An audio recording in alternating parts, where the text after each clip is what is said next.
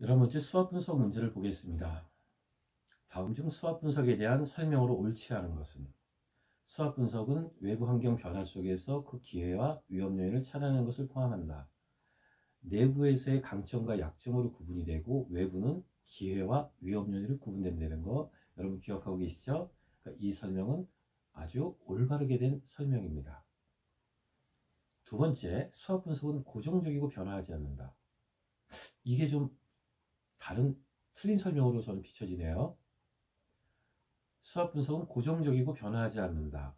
이 부분이 좀 틀린 내용 같습니다. 여러분들이 진학을 하거나 취업을 할 때 여러분들의 강점과 약점은 동일할 수가 없습니다. 영어를 잘한다? 이것은 강점이 될 수 있어요.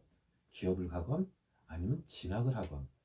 근데 만약에 실무 경험이 없는 것을 놓고 봤을 때 기업 취업을 하는 데 있어서는 조금 약점이 될 수가 있지만 진학을 하는 데 있어서는 큰 약점이 되지 않을 수 있습니다. 수학 분석은 시기에 따라서 그 다음에 상황에 따라서 바뀐다. 수학 분석뿐만 아니라 거시환경 분석, 미시환경의 모든 부분들은 목적에 따라 바뀌고 기간에 따라 달라진다 하는 부분 여러분들이 꼭 기억을 해주셔야 됩니다. 세 번째, 수학 분석은 기업 조직에서도 활용되지만 개인에게도 적용할 수 있다. 여러분 대선 후보들 수학 분석 보셨죠? 한국, 미국 다 있어요. 그리고 제가 제 자신을 스스로 수학 분석을 한 내용도 여러분 보시지 않았습니까? 그래서 수학 분석은 여러 분야에서 활용될 수 있다라고 여러분들이 기억하시면 됩니다. 네 번째, 수학 분석은 목표나 분석 목적에 따라 내용이 달라질 수 있다.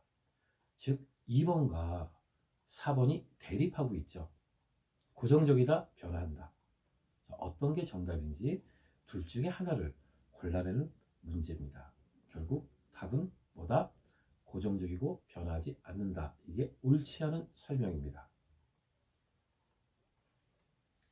12번째 문제. 외부 환경 변화에 따른 기회, 위험 요인과 기업의 강점, 약점 요인을 분석하는 종합적인 기법을 의미하나 개인에게도 적용할 수 있는 분석 기법은 스트롱, 스왓, 7S, 3C 어떤 거죠? 수학 분석이죠. 조금 전에 있던 문제와 상당히 유사하죠. 응용된 문제라고 볼 수 있습니다.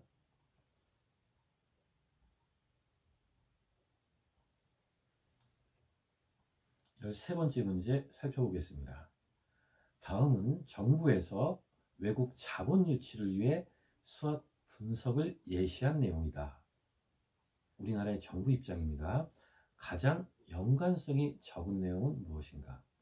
우리가 일반적인 상식에서 우리나라의 현재 처해 있는 그런 여론이나 여러분들이 신문 보도자료를 보시면 이 부분을 좀 더 명확하게 아실 수가 있습니다. 강점, 높은 학구열 및 지식. 자, 외국 정부에서 한국에 투자를 합니다. 한국인들은 조금 학구열이 높아. 상식이 통하는 사람들이야. 상식 통하지 않는 국가하고 상식이 통하는 나라의 국민들 두 개를 놓고 봤을 때 어느 쪽에 투자를 하겠습니까? 즉 우리나라의 강점이 맞습니다. 많은 나라에서 우리나라의 이런 부분들을 인정을 해주고 있죠. 다만 가끔 비판의 목소리는 뭐죠? 학생들 죽인다. 밤늦게까지 야간 자율학습한다. 이런 부분에 비판의 소리가 있지만 그럼에도 불구하고 우리나라의 높은 학구열과 지식을 갖고 있다는 것은 전 세계 사람들이 인정을 하는 부분이라고 저는 생각합니다. 약점, 높은 생산 비용, 인건비 높죠. 중국보다 우리가 인건비 높지 않습니까? 베트남보다 훨씬 높죠. 그러니까 투자를 중국에 할까 베트남 할까 인건비가 부담이 되는데 이것은 우리나라의 약점이 되는 것이 맞습니다. 세 번째 기회 요인인데 주변국의 생산비 증가. 옛날에는 만약에 베트남이 1위고 우리나라가 10위였다 그러면 베트남이 점점 올라가고 있죠. 중국도 상당히 올라갔습니다. 물론 우리나라의 물가 수준이나 인건비 수준 정도 이런 부분까지는 따라오지 못했지만 옛날에 아주 높았던 간격이 지금은 점차 줄어들고 있죠. 다른 리스크를 상쇄한다면 한국에 투자하는 게 낫네, 별 차이 안 나는데, 이렇게 생각할 수 있다는 거죠. 만약에 이 간격이 점점 벌어지면 어떻게 되겠습니까? 당연히 베트남이나 중국 등에 투자를 하겠죠. 간격이 좁아지고 있다는 것은 이제 우리나라에게도 새로운 기회 요인이 될 수 있다. 여러분들 기억을 해주시기 바랍니다. 민간 기업의 투자 유치 의지, 이걸 위협으로 봤어요. 기업에서 돈을 안 쓴다고 그래. 이건 위협이 될 수 있지만 민간 기업이 투자 유치 의지를 갖고 있어요. 이거는 강점으로 가도 되고 기회 요인으로 가도 됩니다. 왜? 정부에서 했기 때문에. 자, 그래서 정답은 위협. 민간 기업의 투자 유치 의지, 이 부분은 강점 내지는 우리나라의 기회 요인이 됩니다. 응용 문제입니다. 스펙을 보기로 유명한 A사에 지원하고자 하는 경인여자대학교의 졸업제 사항을 기록한 것이다. 한 사람의 가정을 해갖고 제가 기록을 한 거죠.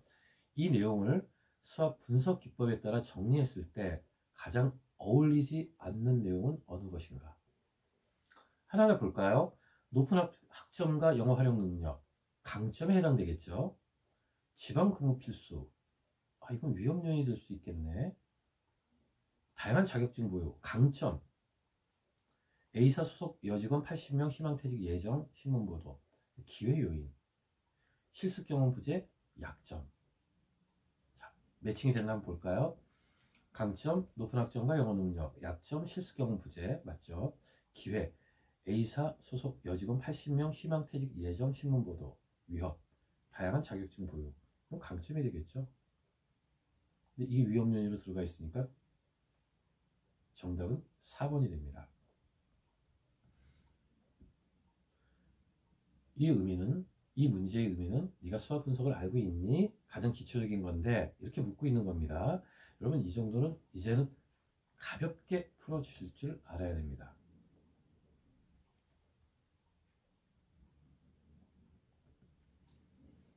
열다섯 번째 문제 살펴보겠습니다.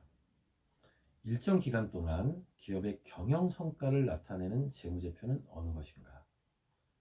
제가 여러분들한테 재무제표 두 가지는 반드시 알아야 된다고 설명을 했습니다. 재무상태표는 일정 시점을 나타냅니다. 여기는 일정 기간이라고 그랬으니까는 나머지 다 버리고 손익계산서가 정답이 됩니다. 이따 이것을 종합적으로 하나의 문제가 예시가 될 거예요. 그 부분을 보시면 여러분들이 좀 더 이해가 되실 것으로 판단합니다. 자, 일정 기간 동안의 기업 성과, 영업 성과를 나타내는 것은 손익계산서. 일정 시점에 재산 상태, 이 부분을 나타내는 것은 재무 상태표다. 이 부분 제가 아주 누누이 강조한 것으로 기억하고 있습니다. 여러분 손익계산서와 재무 상태표를 꼭 기억해 주시기 바랍니다.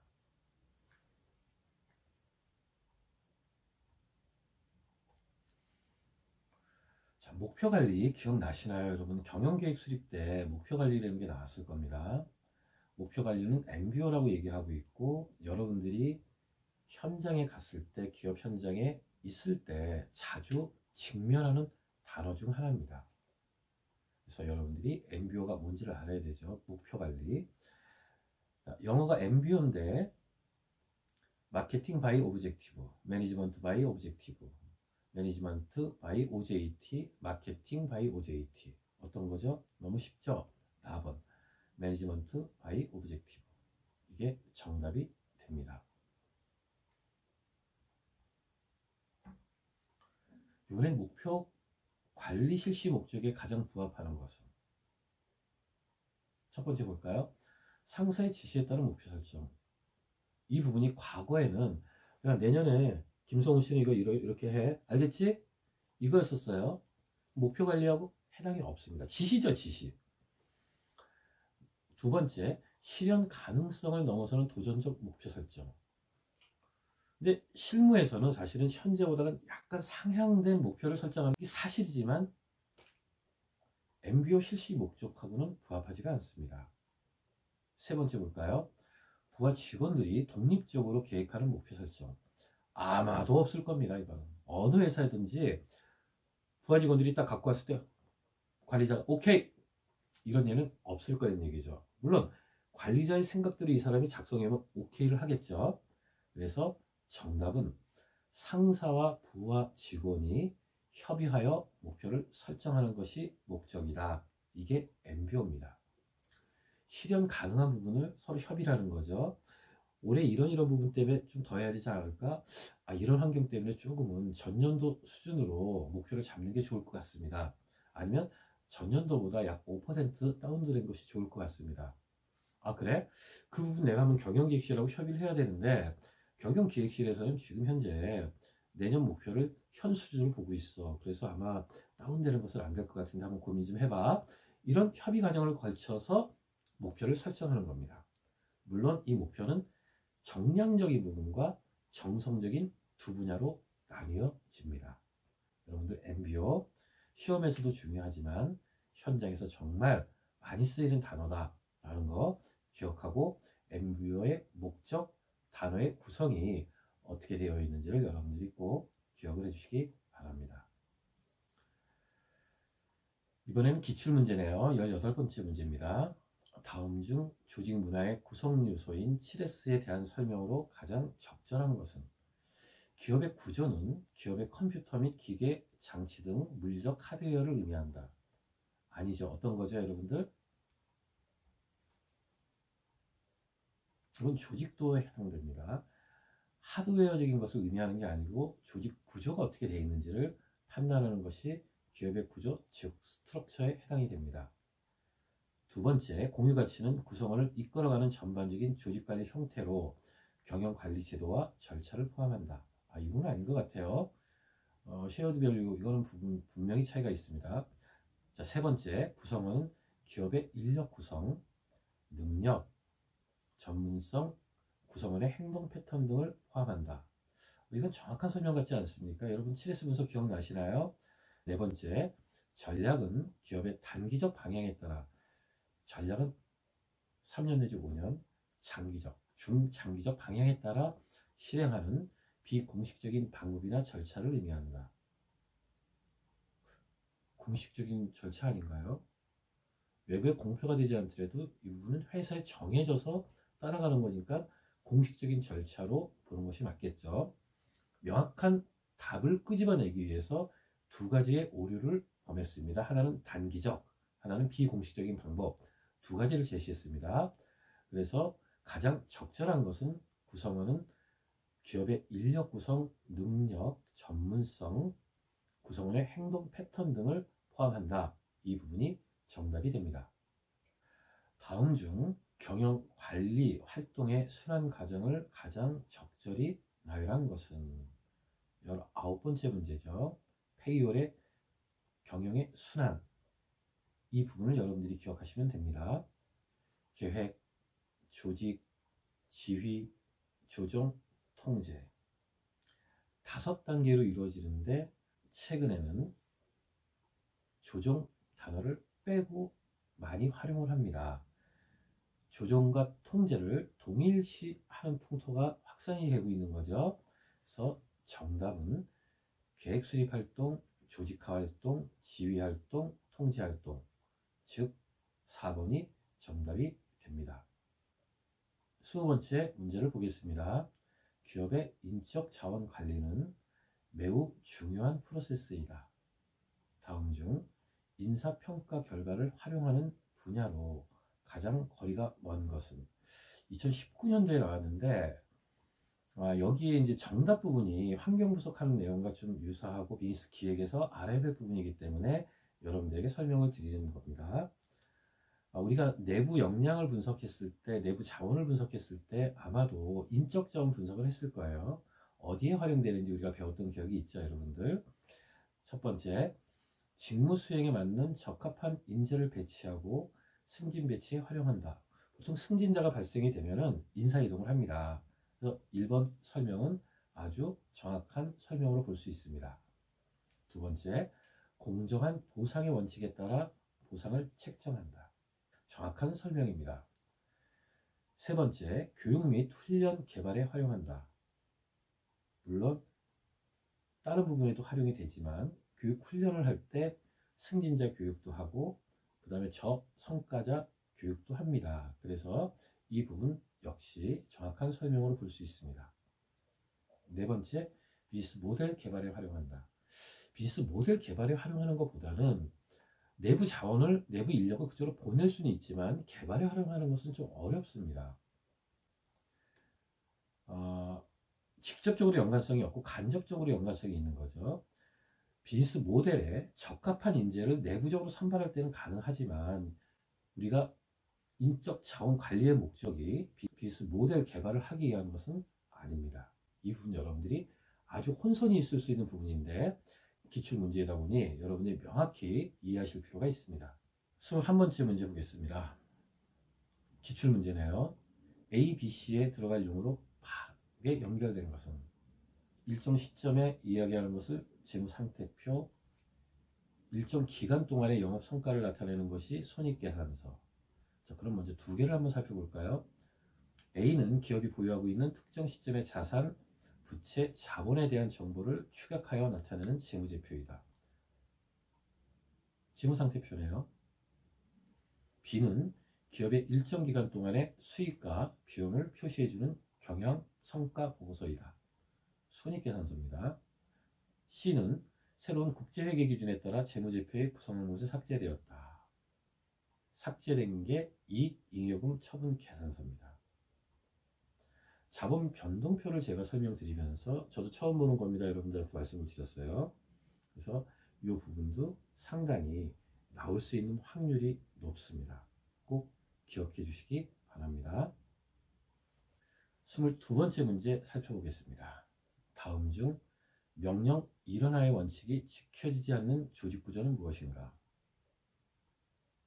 의사결정 체계가 이렇게 복잡해요. 크로스가 되어 있는 게 있죠. 그게 어떤 건가? 여러분 기억나시나요? 매트리스 조직입니다. 나머지 부분은 상명, 하복 체제가 상당히 잘 구축되어 있죠. 우리나라는 상명, 하복입니다. 그리고 보고 체계가 일원화되어 있습니다. 근데 매트리스 조직은 옆에 있는 부서장이 저한테 통제를 가할 수가 있고 업무 지시할 수가 있어요. 조직 운영을 탄력적으로 할 수 있는 반면에 제가 일하다가 옆에 있는 부서장 또 바로 직속상관 이 두 사람에게 동시에 업무를 부여받을 수 있죠. 업무 프로세스가 달라질 수가 있습니다. 근데 여기서 삐그덕거리면 엄청난 딜레마에 빠지거나 위험에 빠질 수가 있습니다. 여러분들이 매트리스 조직을 그렇게 보는 것은 쉽지가 않을 겁니다. 연구개발 조직에서는 간혹 이 부분이 많이 활용되는 것으로 알고 있습니다. 23번째 문제 보겠습니다. 다음 중 조직의 성과관리 시스템인 균형 성과지표 이 네 가지 관점으로 가장 적합하지 않은 것은? 원래 5가지죠. 예시된 문항이 4개이기 때문에 4가지 관점으로 가장 적합하지 않은 것은 고르는 문제입니다. 공급자 관점 있었나요? 고객의 관점은 있었던 걸로 기억하고 있습니다. 재무적 관점, 이 BSC를 개발한 자체가 재무적 한계를 넘어서는 분석 기법을 만들기 위해서 새롭게 제시된 거라고 말씀드렸습니다. 재무적 관계는 당연히 들어가죠. 아까 말씀드렸던 고객 관점, 그리고 내부 프로세스의 관점. 자, 비전과 전략이 들어가고, 재무적 관점이 들어가고, 고객의 관점이 들어가고, 프로세스의 관점이 들어가고, 자원의 관점, 이 5가지로 구분이 됩니다.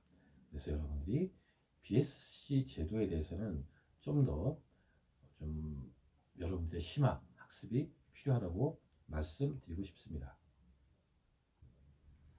국내의 한 조선회사가 조직의 핵심 역량을 파악하고자 수학 분석을 아래 그림과 같이 하고자 하였다.